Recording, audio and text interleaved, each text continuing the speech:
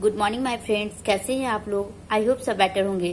तो दोस्तों आज मैं आप लोगों को क्वेश्चन पेपर फरवरी 2021 का सॉल्व कराने वाली हूँ, बिकॉज आप लोगों का एग्जाम बहुत जल्दी आने वाला है। 6 अगस्त को आप लोगों का MPSC 001 का एग्जाम्स है। सबसे पहले आप लोग एग्जाम्स के रूल को समझ लीजिए। आप लोग का जो MPSC 001 के जो एग्जाम्स होने वाले हैं वो ओनली 2 घंटे के लिए होने वाले हैं।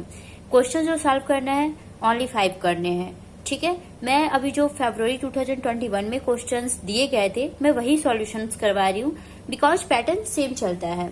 ओके, तो देखिए जो फर्स्ट क्वेश्चंस आए थे 2021 फरवरी में, उन कारकों का परीक्षण कीजिए जो भारतीय विदेश नीति के संचालन में सहायक रहे हैं। ओके, क्वेश्चंस क्या है दोस्तों, उन कारकों का परीक्षण कीजिए जो भारतीय विदेश नीति के संचालन में सहायक रहे हैं। इसके आंसर्स को देख लीजिए। इसके आंसर से दोस्तों, किसी भी देश की वैदेशिक नीति के अनेक निर्धारक तत्व होते हैं जो उस देश की मूल भावना के घोतक के रूप में जाने जाते हैं। इसी प्रकार भारतीय वैदेशिक नीति को प्रभावित करने वाले अनेक तत्व हैं। कुछ ऐसे तत्व हैं जो अपनी प्रकृति के कारण अस्थायी हैं और कुछ ऐसे तत्व हैं जो समय की परिवर्तनशीलता के साथ परिवर्तित होते रहते हैं। इन दोनों तत्वों की सम्यक व्याख्या के यहाँ पर निम्नलिखित रूप में प्रस्तुत की जा सकती है।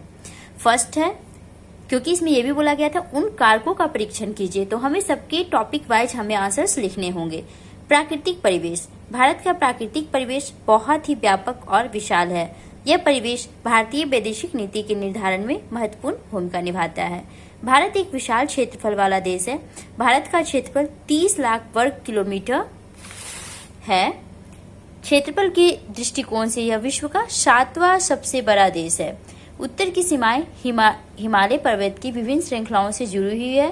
भारत की 15,000 किलोमीटर लंबी थल सीमा पश्चिम में पाकिस्तान के साथ, उत्तर में भूटान, चीन और नेपाल तथा पूर्व में बांग्लादेश एवं म्यांमार के साथ जुड़ी हुई है।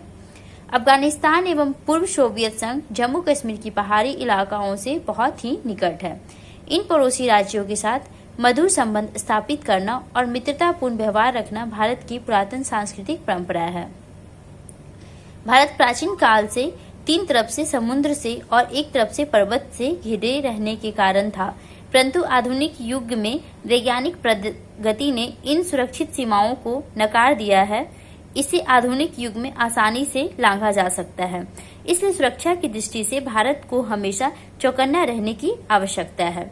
नेक्स्ट टॉपिक है दोस्तों, भारतीय इतिहास एवं परंपराएं। भारत की वैदिक नीति को ऐतिहासिक परंपरा एवं सामाजिक परिवेश व्यापक रूप में प्रभावित करते रहे हैं। भारत ने अपनी ऐतिहासिक परंपराओं से इस बात को स्पष्ट कर दिया है कि प्राचीन काल से लेकर आधुनिक युग तक विभिन्न सम्राटों और विक्रमादित्य ने समुद्र को लाकर बाहरी क्षेत्रों पर आक्रमण करा। भारतीय दर्शन के यथार्थ के रूप में कौटिल्य को अर्थशास्त्र, मनुस्मृति, चवार्क दर्शन भारत को इस बात की प्रेरणा देता है। अत्याचार को सहना कायरो का काम है, इसलिए भारत ने 1961, 1965 और 1971 में क्रमशः गोवा के अधिग्रहण, पाकिस्तान के साथ युद्ध और बांग्लादेश के निर्माण में अपनी यथार्थवादी भूमिका को स्पष्ट किया है। नेक्स्ट टॉपिक है दोस्तों, आर्थिक व्यवस्था। ओके, किसी भी देश की आर्थिक व्यवस्था प्राकृतिक संपदा, प्राकृतिक स्रोत, आर्थिक विकास की आवश्यकता, कच्चे माल की आवश्यकता आदि तत्व उसे देश के वैदेशिक नीति के निर्धारण में महत्वपूर्ण भूमिका निभाते हैं। इन्हीं तत्वों के आधार पर कोई भी राष्ट्र विश्व समुदाय के अंतर्गत विभिन्न राष्ट्रों के साथ अपने संबंधों का स्पष्टीकरण करता है। इसलिए ये तत्व भी भारतीय वैदेशिक नीति के निर्धारण में दिशा निर्देश देते हैं और उसी के आधार पर विश्व समुदाय में भारत दूसरे राष्ट्रों के साथ अपना संबंध निर्धारित करता है। भारत प्राकृतिक संपदा से युक्त देश है। यह असमानता को समाप्त करके विकासशील देशों में संपन्नता लाने का प्रयत्न कर रहा है। भारत का मूल उद्देश्य पूर्ण विकसित एवं विकासशील राष्ट्रों के बीच आर्थिक विषमता एवं असमानता को समाप्त करना और अविकसित राष्ट्रों को भी आर्थिक क्षेत्र में संपन्न होने का अवसर देना। नेक्स्ट है, भारतीय राजनीतिक व्यवस्था में नेतृत्व। भारत की राजनीतिक व्यवस्था को व्यक्तिगत नेतृत्व ने प्रभावित किया है। 20वीं शताब्दी के प्रारंभ के दशकों में अमेरिका ने विभिन्न क्षेत्रों में आर्थिक सहयोग की प्रक्रिया प्रारंभ की और अमेरिकी राष्ट्रपति वुडरो विल्सन ने अपने नेतृत्व के द्वारा अमेरिकी वैदेशिक नीति के निर्माण में महत्वपूर्ण भूमिका अदा की। चीन और भारत के बीच दोस्ताना माहौल का निर्माण किया और बांग्लादेश की स्वाधीनता का समर्थन किया तथा सोवियत रूस से दोस्ती प्रगाढ़ की। श्रीमती गांधी के बाद अटल बिहारी वाजपेयी ने भारत अमेरिकी संबंधों का नया अध्याय प्रारंभ किया और पाकिस्तान के साथ मित्रता की नई पहल की। आंतरिक व्यवस्था। किसी देश की वैदेशिक नीति आंतरिक राजनीतिक प्रवाह एवं राजनीतिक व्यवस्था से व्यापक रूप में प्रभावित होती है। आंतरिक राजनीतिक प्रवाह का अर्थ है देश की जनता के इच्छानुसार शासन की प्रणाली, राजनीतिक दल, दबाव गुट, राजनीतिक संस्कृति एवं अविभाजन की भूमिका का राज्य में होना। इस प्रकार भारतीय ये वैदेशिक नीति को प्रभावित करने में भारत की मुद्रण, संचार एवं दूरसंचार व्यवस्था की भूमिका महत्वपूर्ण रही है। इस तरह स्पष्ट होता है कि वैदेशिक नीति यहाँ की व्यवस्था और जनमानस के विचारों से व्यापक रूप से प्रभावित होती है। भारत ने अहिंसात्मक क्रांति के द्वारा ब्रिटिश साम्राज्यवाद से स्वतंत्रता प्राप्त की। नेक्स्ट एंड लास्ट इसके बारे में हम लोग पढ़ने वाले हैं। अंतर्राष्ट्रीय मानसिकता। किसी भी राष्ट्र में अंतर्राष्ट्रीय संबंधों और नीतियों पर राष्ट्र के नागरिकों की अंतर्राष्ट्रीय मानसिकता का व्यापक प्रभाव पड़ता है। उदाहरण के लिए यदि भारत में रहने वाले लोग की वैदेशिक नीति को गलत समझते हैं और उसके प्रति विरोध प्रकट करते हैं तो सरकार को अपनी वैदेशिक नीति को बदलना पड़ता है। साथ ही साथ घटनाएं भी किसी भी देश की वैदेशिक नीति को व्यापक रूप से प्रभावित करती है।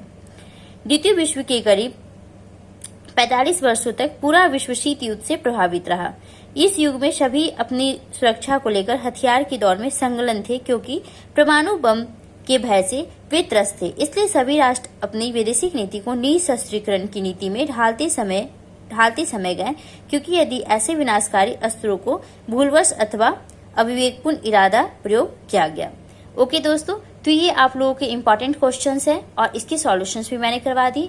इसी तरह से आपको आंसर्स वहां पे लिखने होते हैं। कम से कम आपको 4 पेज के आंसर्स लिखने चाहिए। अगर आपको 10 में से 10 मार्क्स चाहिए तो 2 घंटे के पेपर है दोस्तों, सिर्फ 5 क्वेश्चन अटेम्प्ट करने हैं। ओके, इस चीज का आप लोग ध्यान दीजिएगा। सभी दोस्तों को बेस्ट ऑफ लक और मैं नेक्स्ट वीडियो में फिर से नेक्स्ट 2021 फरवरी के क्वेश्चंस कराऊंगी। इसी तरह से मैं सारे प्रीवियस ईयर के करवाऊंगी क्योंकि प्रीवियस ईयर्स के पेपर से ही क्वेश्चंस आते हैं। ओके, और आप लोग को पता भी चल जाएगा कि आंसर्स लिखने कैसे होते हैं। अगर आप लोग चैनल में नए हैं तो चैनल को शेयर कीजिए, सब्सक्राइब कीजिए, लाइक कीजिए। ओके, ठीक है दोस्तों, bye, take care, have a nice day, bye bye.